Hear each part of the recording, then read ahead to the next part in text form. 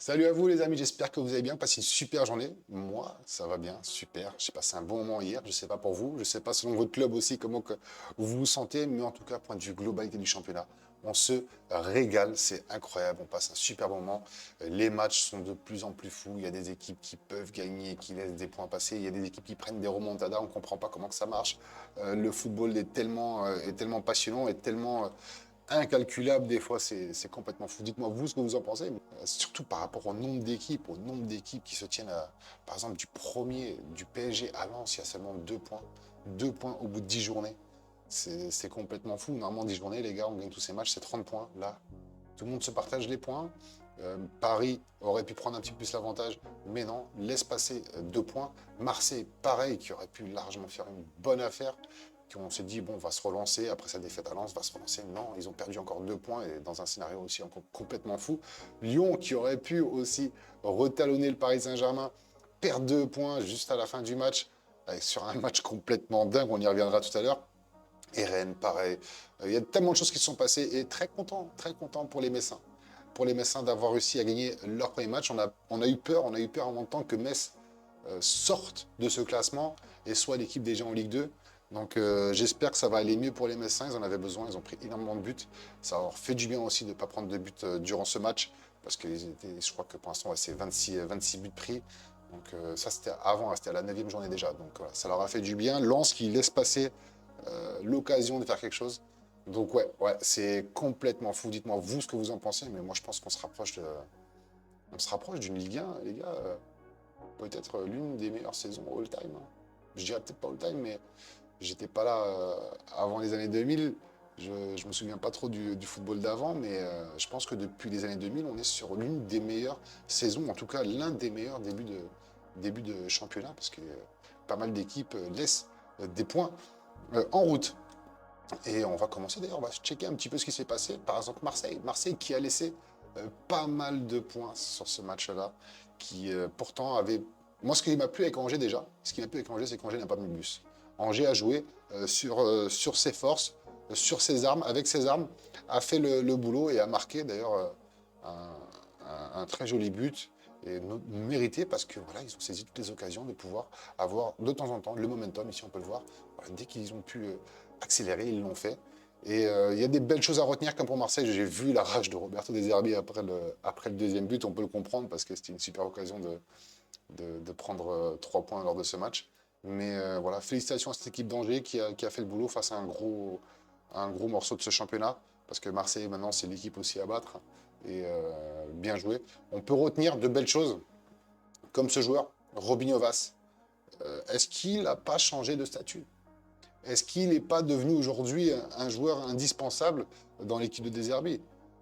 Très très bon, il a joué 45 minutes, il est rentré à la mi-temps, il a marqué 2 buts, 2 frappes, 2 buts, donc 100% de réussite, explosivité, jeunesse, fougue, et il n'hésite pas, il a du culot, au lieu de mettre des passes, des fois, il va se mettre en situation, il va tirer. Donc ouais, très très bon joueur ce Robinho Vaz. Il a du Robinho quand on le regarde jouer, et moi ça m'a plu. Ça m'a plu, ça m'a plu. Alors est-ce qu'aujourd'hui il peut passer de super sub à titulaire? À voir maintenant, à voir, parce qu'il peut. Je pense qu'il a gagné énormément de points. D'ailleurs, homme du match, lors de ce match, est totalement mérité. Mérité, franchement, euh, mérité ce statut d'homme du match, malgré qu'il a joué qu'une mi-temps. Metz, Lens, Metz, qui a fait la bonne affaire, on en a parlé tout à l'heure. Metz qui voilà, a joué avec ses armes aussi, qui a fait le boulot. XG hein, quand même de Metz hein, lors de ce match 3,42, donc voilà, ils ont été vraiment ils ont saisi les occasions. Je suis très très content parce que j'ai vraiment eu peur, les gars, comme je vous disais tout à l'heure, j'ai vraiment peur que le championnat pour la descente se joue entre deux équipes, une équipe qui essaie de se sauver et une autre qui est en barrage. Cette fois-ci, on aura deux équipes qui essaieront de se sauver. J'espère que Metz remontera un petit peu au classement. Je sais que pour les supporters messins, c'est compliqué.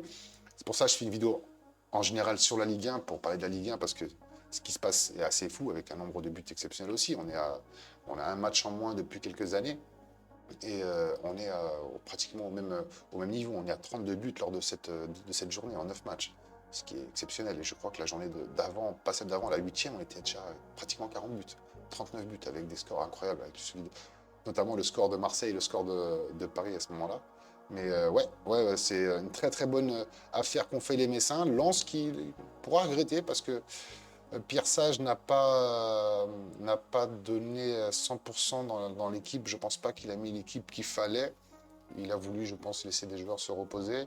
Il y a un joueur aussi, je ne sais plus c'est lequel, qu'il a laissé de côté, un peu par rapport à, je pense, un souci disciplinaire. Mais ouais, je pense que Lens aurait pu quand même mieux faire, malgré que Lens a joué, il y a eu un très bon momentum. Mais Metz a su saisir son occasion à la fin du match et malgré le carton rouge, a réussi à en mettre un deuxième. On passe vite fait sur Désiré Doué, les gars. Désiré Doué qui est sorti hier et le scénario est assez fou parce que Désiré Doué à la base devait sortir même pas 2 minutes avant.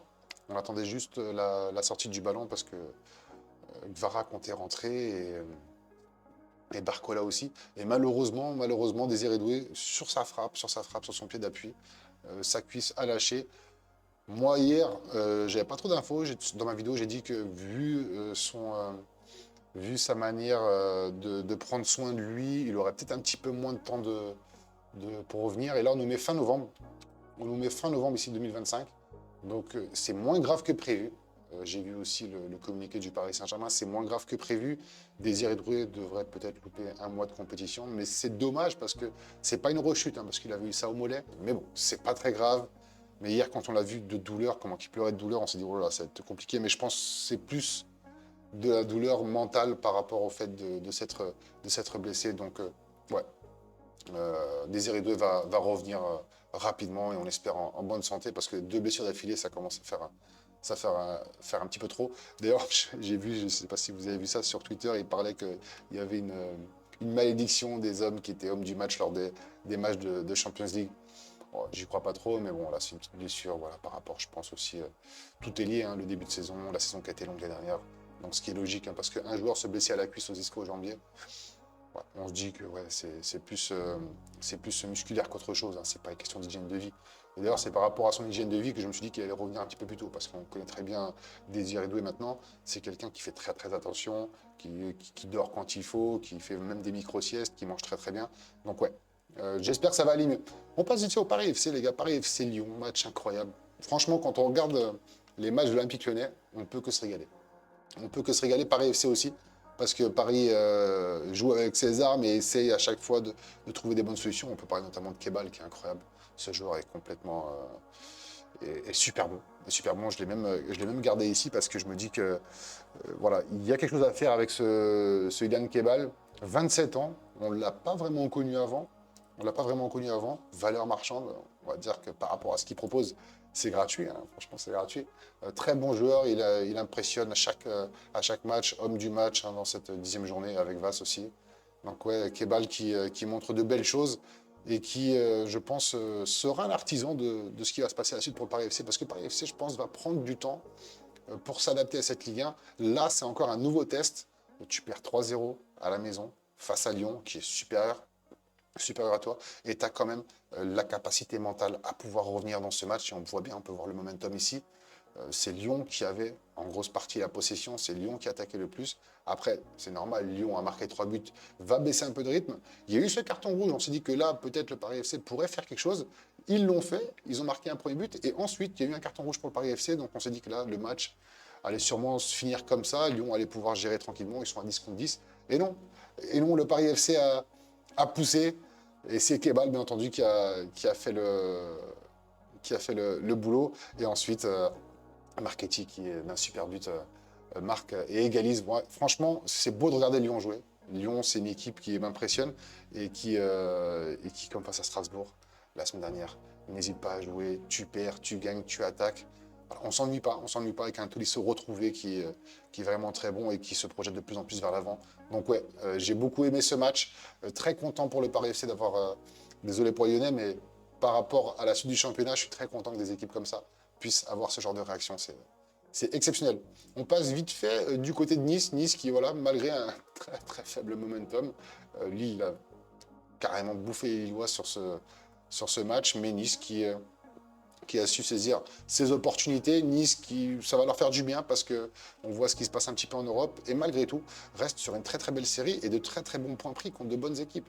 Qui est parti gagner qui a gagné à Lyon, contre Lyon à la maison, pardon, qui est parti gagner à Rennes 2-1, et là qui prend aussi un gros de ce championnat. Donc ouais, Nice qui gagne ses gros matchs, et Nice qui recolle au classement. Donc ça c'est important, Nice, il va falloir compter aussi dessus. Il va falloir compter aussi dessus les Niçois pour la fin de ce championnat. Donc on a, allez, 8 équipes. On peut même compter encore Toulouse et Rennes qui peuvent faire quelque chose, se rapprocher, parce que c'est des bonnes équipes aussi. Il y a ouais, 9 équipes, 9-10 équipes qui peuvent coller à ce classement et avoir une bataille folle à la fin de ce championnat. C'est pour ça que c'est exceptionnel de regarder ce genre de match. Et je passe aussi notamment vite fait sur Toulouse et Rennes. Rennes qui me perturbe, ça m'énerve parce que, bon, je suis Rennais, je suis supporter Rennais, mais c'est pas ça qui me rend dingue, c'est le fait que tu peux pas prendre des remontadas à chaque fois, mais on voit tellement de belles choses. Des fois, on a 2 matchs dans un match, on voit une équipe, puis après on revoit une autre équipe, on se dit mais qu'est-ce qui se passe, mais pourquoi ça fait ça? Et j'ai eu la chance de pouvoir écouter hier Arnaud Pouille au micro de Ligue 1+, qui, même lui, il a dit j'ai vu de belles choses, on a une belle équipe, et ce serait dommage de tout chambouler maintenant et de tout changer. Donc Habib Beye est maintenu, ça c'est la bonne nouvelle, parce que je pense que c'est pas un souci d'entraîneur, c'est plus un souci mental. J'étais très content qu'il ait mis Cissé au milieu de ce match, parce que vu sa rentrée la semaine dernière, il méritait de jouer titulaire. Mais malheureusement, il y a ce souci. Tu ne peux pas gagner 2-0, avoir un très bon momentum, et puis te retrouver à te faire rattraper, et puis complètement lâcher prise. Donc, il y a quelque chose, c'est mental. Pour moi, le problème rennais est mental. Et il faut que ça s'arrange. D'ailleurs, lui, Habib Beye, il l'a dit aussi. Il a dit, moi, c'est pas un problème technique, c'est un problème mental. Il y a eu des petits soucis aussi en interne, disciplinaires, où des joueurs ont été mis de côté. Et faut voir maintenant comment ça se passait pour Rennes. Je m'attends à mieux, pas point de vue le jeu hier, le jeu quand les Rennais veulent jouer, il y est, mais je m'attends plus à retenir le score tout simplement. Tu peux pas à chaque fois te prendre des remontadas et te dire allez hop c'est bon, le match est gagné. Non, non, il faut pouvoir tenir le match. Tu peux pas mettre 2 buts en 5 minutes et puis après t'en prendre 2 autres. Il faut savoir tenir, quitte à mettre le bus, mais au moins gagner un match comme ça pour pouvoir reprendre confiance. Maintenant, à voir, là, le prochain match pour les Rennais, c'est quand même Strasbourg. Strasbourg vient d'en mettre 3 avec un attaquant en feu, Panicelli. Donc, ouais, il va falloir tenir ces Strasbourgeois, cette jeunesse strasbourgeoise qui est très très bonne. Ça sera à la maison. Donc, maintenant, à voir comment que ça va se passer. Mais en tout cas, Habib Beye maintenu sur le banc. Et on espère un déclic face à Strasbourg. Désolé, Strasbourgeois, mais pour la suite de ce championnat, il faut absolument avoir une équipe de Rennes compétitive vu l'effectif qu'elle a. Donc, ouais, très très important. Le championnat est encore fou, les gars. C'est fou, on va se régaler. Il reste encore une journée ce week-end. Après, il y a la Champions League, donc ça peut peut-être aussi faire tourner pour certaines équipes pour l'Europa. Mais le championnat est tellement serré que les équipes aussi ne peuvent pas se permettre, comme le Paris Saint-Germain aujourd'hui, doit moins se permettre. Après, voilà, le PSG, le PSG, c'est vraiment au-dessus. Mais Marseille aussi ne peut pas se permettre de laisser des matchs de championnat passer. Monaco, pareil, ils sont en Champions League, ils sont en championnat. Pour l'instant, on a les 3 de la Champions League qui sont actuellement les 3 premiers de ce championnat. Faut voir si des équipes vont avoir la force de laisser passer quelques matchs de championnat pour privilégier la Champions League ou peut-être lâcher un petit peu de l'Est en Champions League pour privilégier le championnat parce que c'est important. Mais bon, est-ce qu'on se prend la tête à se qualifier en Champions League pour après laisser la Champions League passer? Je ne pense pas que ce soit logique. Moi, je m'attends vraiment à une suite assez folle de ce championnat et à des rebondissements encore. Maintenant, à voir ce que ceux qui ont réussi leur première victoire, Metz, va tenir le coup. Est-ce que Auxerre va se relancer? Parce que Auxerre a quand même des armes aussi. C'est une bonne équipe, les gars. Juste que, voilà, des fois, ça veut pas, ça veut pas. Auxerre que je trouvais l'année dernière à la maison imprenable, qui aujourd'hui a de plus en plus de mal. Lorient qui sort d'un bon match face au Paris Saint-Germain ne restera pas dans cette position. Nantes, on revient vite fait aussi sur Nantes, le match Nantes-Monaco, 5-3. Nantes qui perd à la maison. Mais quelle débauche d'énergie, j'ai regardé la fin et je voyais même les supporters nantais qui applaudissaient leur équipe. Les supporters nantais connaissent le foot et malgré la défaite, voilà, ils ont passé 90 minutes, 95 minutes où ils se sont régalés. Tu viens au match, tu perds certes, mais au moins tu vois un match de football, tu t'ennuies pas et ça c'est important. Ça c'est très très important. Brest qui a laissé des plumes au Havre qui fait toujours avec ça. Moi j'adore la direction du Havre, Didier Dugard qui fait du très bon boulot. Le Havre qui fait une très très bonne affaire quand tu as 2 matchs à la maison. C'est bien de les gagner. Donc ouais, c'est pas mal du tout. C'est propre. Maintenant, à voir comment ça se passait durant la suite de ce championnat. Mais on s'attend encore à des surprises. Moi, je m'attends et le meilleur est à venir. On n'est qu'à 10 journées du début du championnat. Mais là, on voit tellement de choses. Alors, dites-moi, vous, en commentaire, les gars, si ça, ce que vous en pensez, si c'est allez, un des meilleurs débuts de championnat que vous avez vu depuis que vous regardez la Ligue 1. Et dites-moi ce que vous en pensez. Dites-moi où est votre club. J'espère que vos clubs, en tout cas, feront de belles choses. Mais en tout cas, pour l'instant, on a 20 joueurs à chaque fois qui se donnent à fond sur le terrain. 11 bien sûr avec les gardiens, mais on a aussi 18 équipes qui proposent de belles choses, du beau football. À voir, mais je suis très très content de pouvoir faire des vidéos où on s'ennuie moins et des vidéos où toujours il y a des joueurs qui sortent du lot et on apprend de nouvelles choses avec des Vas, des Kebal, des Panicelli, voilà, des joueurs qu'on ne s'attendait pas à les voir aussi performants qui aujourd'hui montrent de belles choses. Donc ouais, il y a des choses à faire. Et maintenant, à voir. En tout cas, dites-moi vos avis en commentaire. N'hésitez pas à liker, vous abonner si ça vous plaît. Et bien entendu, je vous souhaite une bonne soirée ou journée selon à l'heure à laquelle vous regardez la vidéo.